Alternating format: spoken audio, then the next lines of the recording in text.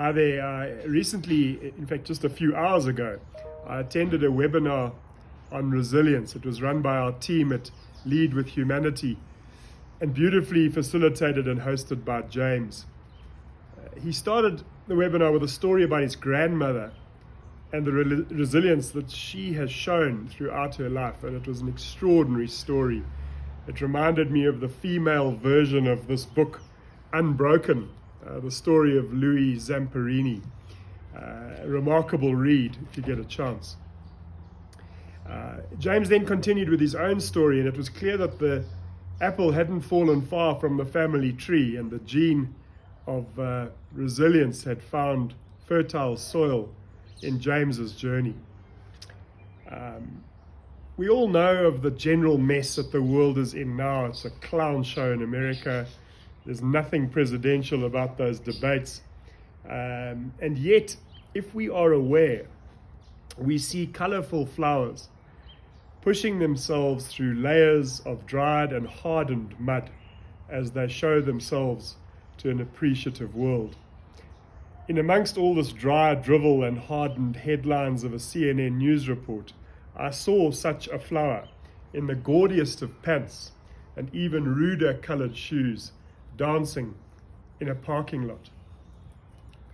The story unfolds that it's Dad, Chuck Yielding, from Fort Worth, Texas, who arrives every Tuesday to dance for his son Aiden, who is suffering from cancer in a hospital ward. Because of COVID restrictions, he's not allowed to be with his son, who's undergoing chemotherapy for leukemia in Cook's Children's Hospital. Luckily, though, a glass window into young Aiden's room doesn't care for restrictions, and he's able to watch his father perform some truly unique and original dance moves as passers-by stare in disbelief. I wonder if those same passers-by knew the real story, whether they wouldn't be gazing in admiration as opposed to staring in disbelief.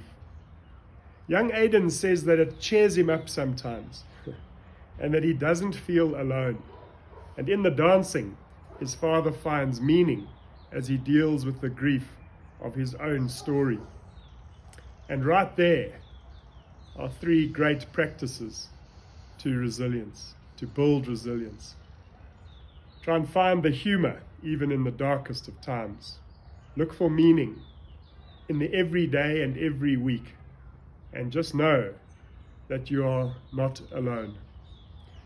I wonder who I would risk looking like a fool for. And when I do, it will be the people who laugh with me, not at me, who will be part of my tribe. For the journey towards resilience is not easily undertaken on one's own. At the end of the webinar, we had this most beautiful voice of Maya Angelou, who asked a question, said, could you be the rainbow in somebody else's cloud?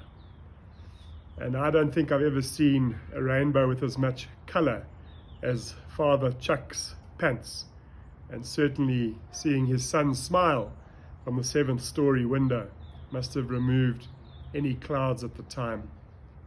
He is with his son every original dance step of the way. I hope you find the resilience to keep moving through any tough times you might be experiencing. Until next week, keep strong. See you then.